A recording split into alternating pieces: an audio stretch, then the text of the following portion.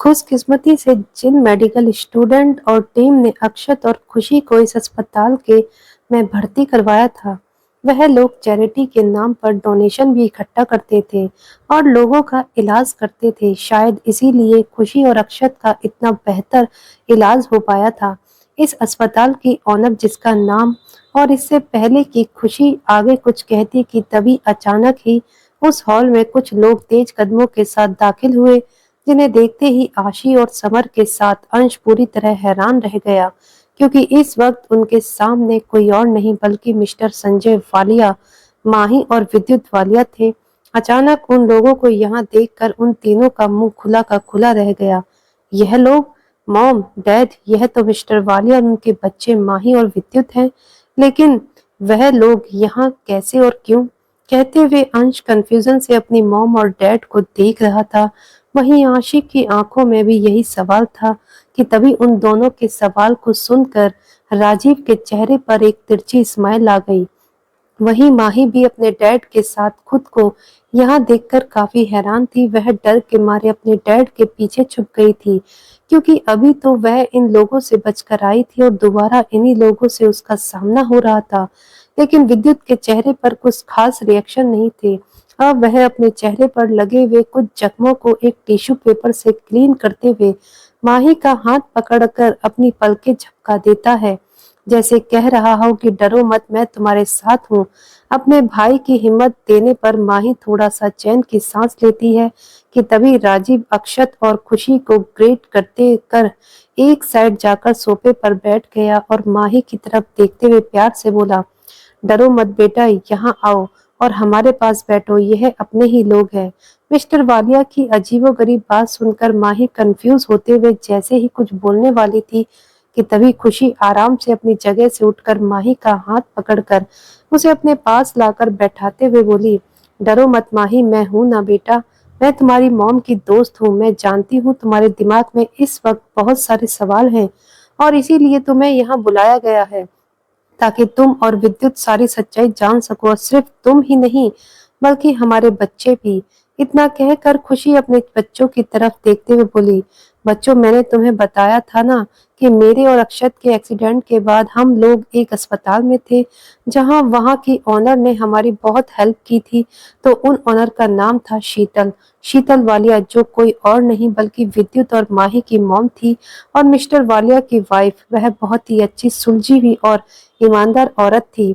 वह खुद एक डॉक्टर थी और इटली में हॉस्पिटल के लिए एक खास प्रोजेक्ट के सिलसिले में अमेरिका आई हुई थी। दरअसल वह यहाँ अमेरिका के टेक्सास में एक विवादित जमीन पर हॉस्पिटल बनाना चाहती थी, ताकि वहां के आसपास के जितने भी नवयुवक गलत लोगों की संगत में पड़कर ड्रग्स और नशे के आदी हो चुके थे, उनकी हेल्प कर सके, क्योंकि इस तरह के लोग आसानी से गलत लोगों का शिकार बन जाते थे और गुनाह के रास्ते पर चले जाते थे। यह काम कुछ माफिया ऑर्गेनाइजेशन जानबूझकर कर रही थी, ताकि वह मासूम और गरीब बच्चों को बचपन से ही अपने कंट्रोल में ले सके। इस बारे में शीतल जी को पता चल गया था और क्योंकि वह डब्ल्यूएचओ की मेडिकल हेड थी, वह इसके खिलाफ काम करना चाहती थी। लेकिन यह काम आसान नहीं था, क्योंकि माफियाओं से टकराना कोई गुड्डे गुड़िया का खेल नहीं था। लेकिन इसके बावजूद शीतल वालिया अपनी पूरी कोशिश कर रही थी कि वह लोगों की मदद कर सके, और इसीलिए उन्हें फिलहाल अमेरिका ठहरना पड़ा था। खुशी और अक्षत के प्यार को देखकर वह खुद उन लोगों को बहुत सपोर्ट करने लगी थी और खुशी के साथ उनकी बहुत अच्छी दोस्ती हो गई थी। खुशी जैसे यहाँ आए हुए महीनों बीत चुके थे और उसे मालूम हुआ था कि वह 2 महीने बाद खुद कोमा से बाहर आई थी। वह चाहकर भी अपनी फैमिली को ढूंढ नहीं सकती थी, क्योंकि ऐसा करना उसकी और अक्षत की जान को नुकसान पहुंचा सकता था, क्योंकि वह जानती थी विवान खन्ना अभी भी शांत नहीं होगा जब तक उसे खुशी और अक्षत की लाश न मिल जाए, और जब तक वह कंफर्म न हो जाए कि वह दोनों मर चुके हैं।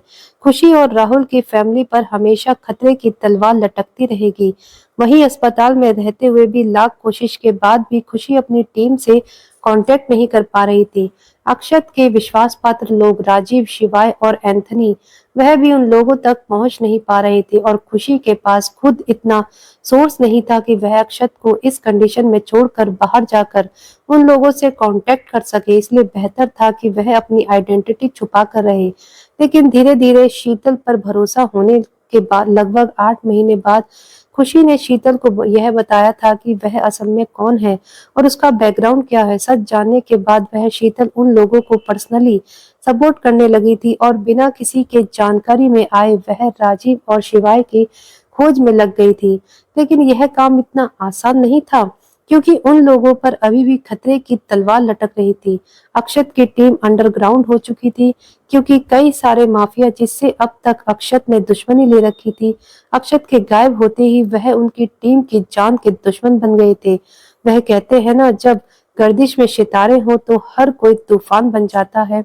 कुछ ऐसा ही अक्षत और उसकी टीम पर हो रहा था और यूं ही दिन गुजरते गए। लगभग 2 साल बाद फाइनली बहुत मुश्किल के बाद शिवाय के साथ खुशी का कांटेक्ट हो पाया था और शिवाय के कांटेक्ट होते ही बाकी टीम से भी उन लोगों के कांटेक्ट हो चुके थे।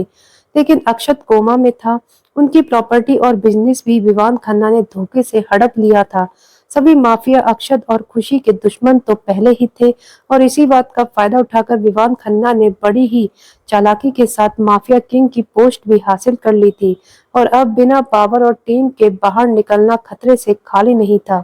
और अक्षत के कोमा में होने के बाद खुशी भी काफी कमजोर हो चुकी थी क्योंकि उसकी असली पावर तो उसका अक्षत ही था। लेकिन इसके बावजूद उसने किसी तरह खुद को संभाला और अपनी टीम की मदद से अपने बच्चों के बारे में पता लगाने की कोशिश की। उसकी टीम ने उसे बताया उस रात उस हादसे के बाद आशी और अंश और राहुल न जाने कहाँ गायब हो गए। हर कोई जानता था वह मर चुके हैं। निक पैरालाइज हो चुका था। एना ने बड़ी मुश्किल से क्रिश और रॉकी को संभाला था। यह जानने के बाद खुशी टूटकर बिखर चुकी थी। अब वह एना के पास भी नहीं जा सकती थी क्योंकि कहीं न कहीं वह राहुल के फैमिली की गुनहगार खुद को समझ रही थी। वहीं अपने बच्चों को खोने के बारे में सुनकर तो उसके अंदर से जैसे आत्मा ही निकल गई थी। एक हादसे में उसने अपनी पूरी खुशियां खो दी। अब खुशी के जीने की बस एक ही उम्मीद थी, किसी तरह उसका अक्षत होश में आ जाए क्योंकि वह जानती थी अगर उसका डेविल जाग गया तो दुनिया का हर शैतान सो जाएगा, खास तौर से विवान खन्ना और उसकी सल्तनत। अब खुशी दोबारा बस अपनी टीम और अपनी उसकी पावर को बढ़ाने की कोशिश कर रही थी कि तभी एक दिन डॉक्टर शीतल ने खुशी को बताया कि स्विट्जरलैंड में एक बहुत ही अच्छे डॉक्टर की टीम कोमा के पेशेंट पर कुछ रिसर्च करने के में कामयाब हो चुकी है, जिसके कारण इस बात की उम्मीद जताई जा सकती है कि शायद अगर अक्षत का इलाज वहां हो तो वह कोमा से बाहर आ सकता है। और यह सुनकर खुशी अक्षत को लेकर एंथोनी के पास स्विट्जरलैंड के लिए निकल गई और वहीं सिवाय और राजीव अक्षत के लिए अपनी पावर्स को बढ़ाने में लग गए थे। वह उसके काले कारनामों को एक बार फिर संभालने में लगे हुए थे क्योंकि यह काम कुछ आसान नहीं था। इसमें काफी वक्त लगने वाला था। उन लोगों को शुरू से सब कुछ शुरू करना होगा। जरा सी लापरवाही अक्षत और उसकी टीम उसकी फैमिली की जिंदगी पर खतरा बन सकती थी। इसलिए वह लोग एक बार फिर गुमनाम होकर अपनी पहचान बदलकर काम कर रहे थे। अपने काम के ही सिलसिले में शिवाय को नीदरलैंड जाना पड़ा और वहीं डॉक्टर शीतल की मदद से राजीव अपनी पहचान बदलकर डॉक्टर शीतल के पति मिस्टर संजय वालिया के साथ काम करने लगा। मिस्टर संजय वालिया जो कि इटली के एक नामी बैंक में सीईओ थे। इसके अलावा उनका एक बहुत ही बड़ा बिजनेस था। राजीव, शीतल और मिस्टर वालिया के सपोर्ट के से लीगल तरीके से अपने इलीगल काम को बढ़ाने में बहुत आगे हो गया था। देखते ही देखते 3 साल का वक्त गुजर गया।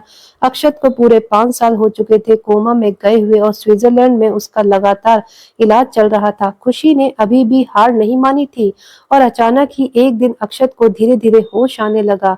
यह देखकर खुशी की जान में जान आई। लेकिन इतने साल बिस्तर पर पड़े रहने के बाद अक्षत अपने चलने फिरने की शक्ति खो चुका था। इसके अलावा दिमाग पर गहरा जख्म होने के कारण उसकी याददाश्त भी जा चुकी थी और यह जानने के बाद खुशी की आंखों में जो उम्मीद आई थी वह एक बार फिर धुंधली पड़ने लगी थी। लेकिन खुशी ने एक बार फिर अक्षत का साथ नहीं छोड़ा। वह लगातार इसका ट्रीटमेंट करवा रही थी। क्योंकि जब तक अक्षत को सब कुछ याद नहीं आ जाता, वह अपने डेविल रूप में वापस नहीं आ सकता था। खुशी और उसकी टीम को अभी भी यही लग रहा था कि उनके बच्चे और राहुल मारे जा चुके हैं। खुशी हर दिन दर्द और तकलीफ से गुजर रही थी, क्योंकि वह अपना बीता हुआ वक्त अपने बच्चे भूल नहीं पा रही थी। कुछ पल के लिए उसका दिल करता था कि वह निकिता के कंधे पर सर रखकर रोए और उसे बताए कि वह जिंदा है, लेकिन वह जानती थी उसका ऐसा करना निकिता और उसकी फैमिली को भी प्रॉब्लम में डाल सकता था। इसीलिए वह भी अक्षत के साथ दुनिया की नजरों में मर चुकी थी, और बस वह इसी उम्मीद पर चल रही थी कि अब जैसे अक्षत कोमा से बाहर आया, वैसे ही वह अपनी यादों से भी रिकवर कर ले।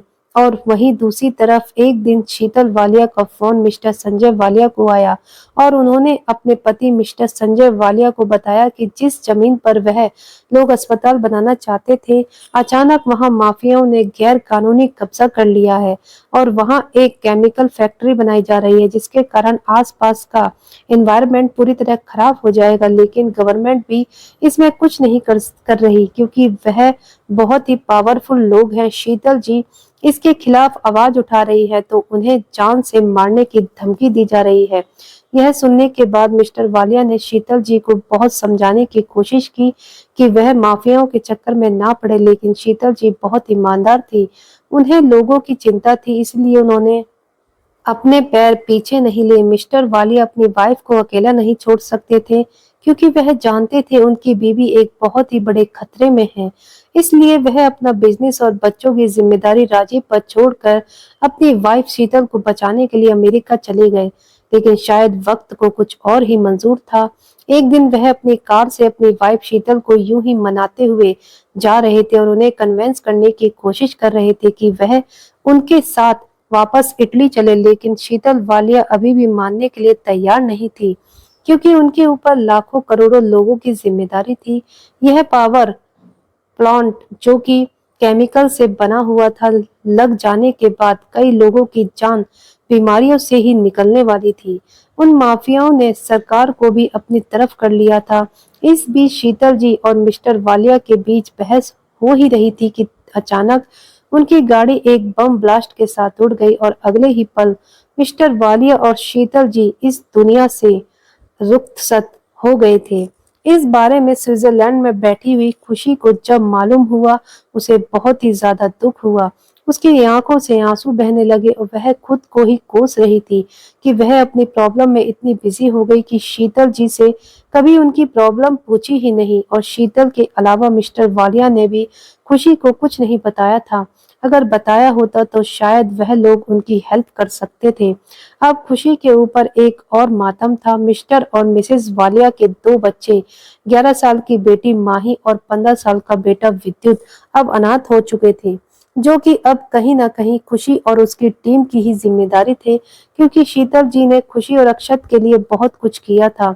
बच्चे इतने समझदार नहीं थे कि वह इस दर्द को बर्दाश्त कर पाए। इसके अलावा मिस्टर वालिया, जो कि एक बहुत ही बड़े बैंक के सीईओ थे और जानी मानी हस्ती, उनके अचानक इस तरह से दुनिया से जाना उनके बच्चों को तकलीफों में डुबो सकता था। कुछ बुरे पॉलिटिकल लीडर मिस्टर वालिया के ना होने का फायदा उठा सकते थे। इसके अलावा राजीव और खुशी को जो पावरफुल सपोर्ट मिल रहा था, वह भी खत्म हो जाता।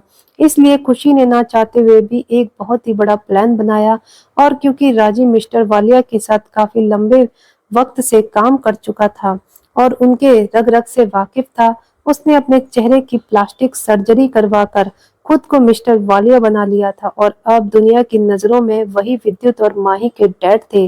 और अब यहाँ से खुशी का प्लान स्टार्ट हुआ।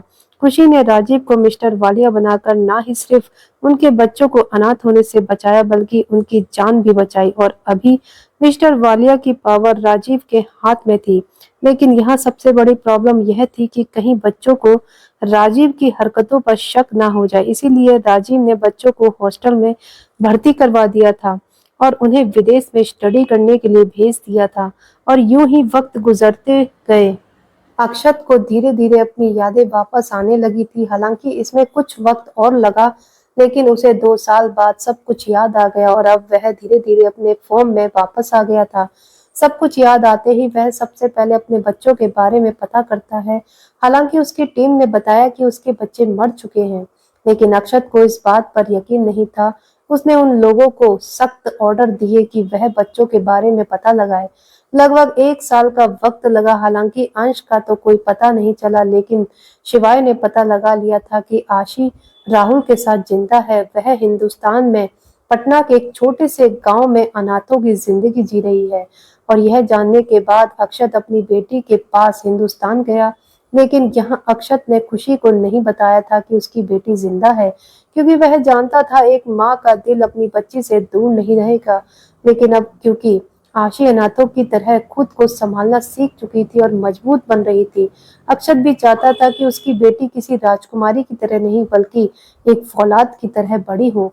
वह पावरफुल बने, ताकतवर बने, ताकि अगर अक्षत कभी ना भी रहे तो वह खुशी को संभाल सके। क्योंकि अक्षत ही यह जानता था कि अब जिस लड़ाई में वह कदम रखने वाला है, वहां सिर्फ तबाही होगी, और वह इस तबाही में खुशी को अपने साथ नहीं लाना चाहता था।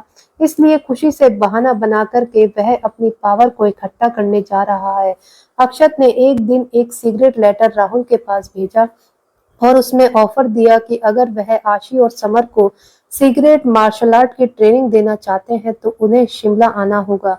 हालांकि राहुल का दिल तो नहीं था, लेकिन आशी के जिद करने पर राहुल उसे शिमला ले गया, जहां अक्षत ने आशी और समर से सिर्फ यही वादा लिया था कि वह उसका चेहरा देखने की कोशिश कभी नहीं करेंगे, और बच्चों ने भी आराम से उसकी शर्त को मान लिया था।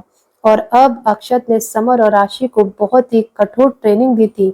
इस वक्त आशी सिर्फ 13 साल की थी, और लेकिन लगभग 4 साल की कठोर ट्रेनिंग के बाद आशी फौलाद की तरह मजबूत हो गई थी। और पूरी ट्रेनिंग लेने के बाद अक्षत ने उससे वादा लिया था कि शादी से पहले वह अपनी पावर का इस्तेमाल किसी के सामने नहीं करेगी, क्योंकि अक्षत जानता था आशी अभी इस पावर को हैंडल करने लायक नहीं बनी है। वह अपने कम उम्र के गुस्से को ना संभालते हुए बिना सोचे समझे अगर विवान खन्ना से टकराने निकली तो वह खुद को बर्बाद ही करेगी। हालांकि अक्षत उसे ट्रेनिंग देने के बाद सच्चाई बता सकता था, लेकिन वह आशी के 18 साल होने का इंतजार कर रहा था ताकि वह थोड़ी समझदार हो जाए, और तब तक अक्षत भी अपनी माफिया पावर को वापस रिकवर कर लेगा। हालांकि इतने दिनों में अब तक खुशी और अपनी टीम की मदद से वह इटली, रूस और चीन का माफिया तो बन ही चुका था, लेकिन अभी भी उसकी पावर कंप्लीट नहीं थी। वहीं दूसरी तरफ अमेरिका में राजीव, जो कि खुद शादीशुदा था और विवान खन्ना को अपने जाल में फंसाने के लिए वह अमेरिका में बस चुका था, मिस्टर वालिया के नाम से, और यहाँ वर्ल्ड बैंक का सीईओ बन चुका था। वह अपनी वाइफ के साथ रोमांटिक हालत में था जब अचानक विद्युत अपने कॉलेज की पढ़ाई कंप्लीट करके अपने डैड को सरप्राइज देने के लिए इटली से अमेरिका पहुंच गया। लेकिन वहां राजीव के रूप में अपने डैड वालिया को किसी और औरत के करीब देखकर उसका दिल पूरी तरह से टूट चुका था। वह उनसे नफरत करने लगा था। राजीव ने उसे समझाने की बहुत कोशिश की, हालांकि वह उसे हकीकत नहीं बता सकता था। जब तक अक्षत के ऑर्डर न मिले वह बेचारा खामोश ही था। वहीं विद्युत गुस्से में अपने डैड का घर छोड़कर अमेरिका अलग घर में रहने के लिए चला गया था, लेकिन माही को अभी भी इस बारे में कुछ भी पता नहीं था। विद्युत ने भी उसे कुछ नहीं बताया, यह सोचकर कि कहीं माही का दिल न टूट जाए। लेकिन अब जब कि धीरे धीरे सब कुछ ठीक होने लगा था, एक दिन राजीव ने विद्युत को अपनी पूरी हकीकत बता दी, जिसे सुनकर विद्युत पूरी तरह हैरान था। और सच जानने के बाद वह भी विवान खन्ना का दुश्मन बन चुका था और उन लोगों की लड़ाई में उनका साथ देने लगा था। यहाँ सिर्फ विद्युत ही जानता था कि राजीव उसके डैड नहीं है, लेकिन माही अभी भी उन्हें अपना डैड ही समझती थी। उसे कुछ भी सच्चाई पता नहीं थी, क्योंकि उसे इन सब चीजों से दूर रखा गया था। माही के होते हुए राजीव और सोना पति पत्नी होने के बावजूद एक दूसरे से अलग रहते थे। सोना उस फैमिली के केयर टेकर के रूप में रहने लगी थी, और अब अपनी मॉम और डैड के बारे में सुनने के बाद माही की आंखों में आंसू आने लगे थे। वह फूट फूट कर रो रही थी। वहीं विद्युत की आंखों में भी आंसू थे। जहां एक तरफ विद्युत को राजीव सहारा दे रहा था, वहीं दूसरी तरफ माही को खुशी अपने सीने से लगाकर शांत कर रही थी, जो देखकर कहीं ना कहीं आशी को बहुत जलन हो रही थी। उसका तो मुंह ही बन गया था। इस चीज को अक्षत भी भांप चुका था, क्योंकि वह खुद खुशी को माही के करीब देखकर जल कर राख हो रहा था। क्योंकि अक्षत को कभी भी यह पसंद नहीं था कि खुशी किसी के भी करीब जाए। लेकिन फिलहाल सिचुएशन ही ऐसी थी, इसलिए अक्षत अपनी बेटी आशी को सीने से लगाते हुए उसे शांत करते हुए बोला, रिलैक्स प्रिंसेस, तुम्हारी मॉम बस उसे कंफर्ट कर रही है। कहते हुए अक्षत खुशी को घूर रहा था। हालांकि वह बात आशी को समझा रहा था, लेकिन उसका दिल खुद इस बात को समझने की कोशिश नहीं कर रहा था। और अक्षत की आंखों में जलन देखकर क्रिश और अंश, जो कि फिलहाल खामोश बैठे थे, एक दूसरे को अजीब सा लुक देने लगे कि तभी क्रिश अपने हाथों की मिट्टी कस के धीरे से अपनी जगह से उठकर अंश को एक इशारा करता है। अंश, जो कि अक्षत की बगल में बैठा हुआ था, मुंह बनाते हुए साइड हट गया और अब क्रिश उस जगह पर बैठकर धीरे से आशी को अपनी तरफ खींच लेता है। और यह देखकर अक्षत अब क्रिश को घूर रहा था, लेकिन क्रिश अपने चेहरे पर बिना किसी एक्सप्रेशन आशी के सर को अपने कंधे पर रखते हुए नॉर्मल वॉइस में बोला, यह मेरी पत्नी है और मैं इसे खुद संभाल सकता हूँ। I know angry young man, but she is my daughter also. I hope you remember. कहकर अक्षत अक्षत अपनी एक आईब्रो उठाकर क्रिश को घूरता है, लेकिन इसके बावजूद क्रिश के चेहरे पर कोई खास एक्सप्रेशन नहीं थे।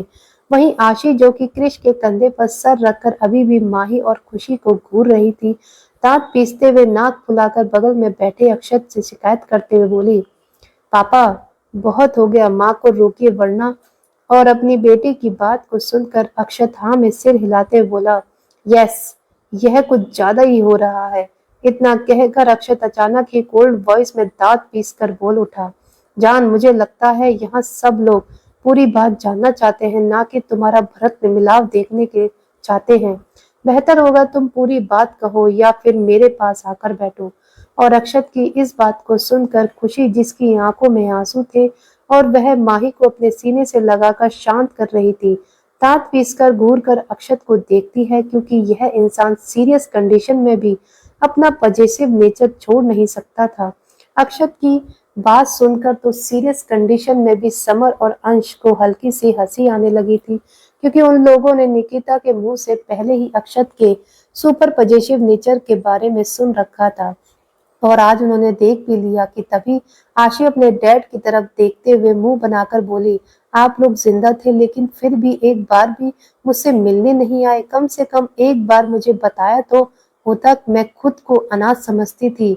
और साइको, आपने साइको को बता दिया। आप मुझे प्यार नहीं करते थे क्या? कहते हुए वह मासूम सा चेहरा बना लेती है। उसकी छोटी छोटी आंखों में मोटी मोटी आंसू की बूंदें गिरने लगी थी। और तभी क्रिश आशी की आंखों से टपकने वाले उन आंसुओं को अपने अंगूठे पर उठाते हुए उसे घूरते हुए बोला, खबरदार फायरफ्लाई, अगर यह तुम्हारी आंखों से आजाद हुए तो मुझसे बुरा कोई नहीं होगा। तुम्हें जो पूछना है बिना रोए भी पूछ सकती हो। और हाँ, शायद इस बात का जवाब मैं तुम्हें दे सकता हूँ। तुम्हारे मॉम और डैड जिंदा थे। वह तुम्हारे सामने नहीं आए, लेकिन इसका मतलब यह नहीं है कि वह तुम्हारे आसपास नहीं थे, बल्कि वह हर वक्त तुम्हारे आसपास थे। तुम जब भी मुसीबत में थी वह तुम्हारे साथ थे। जिस रात मिसअंडरस्टैंडिंग में मैंने तुम्हें घर से बाहर निकाला था उस वक्त भी, जिस रात हम दोनों की शादी जंगल में हुई थी उस वक्त भी, और जब मैं 5 महीने के लिए अचानक गायब हो गया था क्योंकि उस ब्लास्ट में मैं इतना घायल था कि मैं कोमा में जा चुका था और तुम्हारे डैड अपनी मेडिकल टीम के साथ स्विट्जरलैंड में मेरा इलाज करवा रहे थे। मैं पूरी तरह बेहोश था, लेकिन जब मुझे होश आया तब तुम्हारे डैड मेरे सामने आए और तब से हम लोग एक टीम के साथ काम कर रहे हैं। बस एक दूसरे से अनजान अंश मेरे साथ कनेक्ट था, लेकिन उसे भी तुम्हारे डैड के जिंदा होने के बारे में कुछ नहीं पता था। और यह सुनकर अंश और आशी हैरानी से अक्षत की तरफ देखते हुए बोले, लेकिन क्यों पापा? आप कम से कम भाई को तो बता ही सकते थे।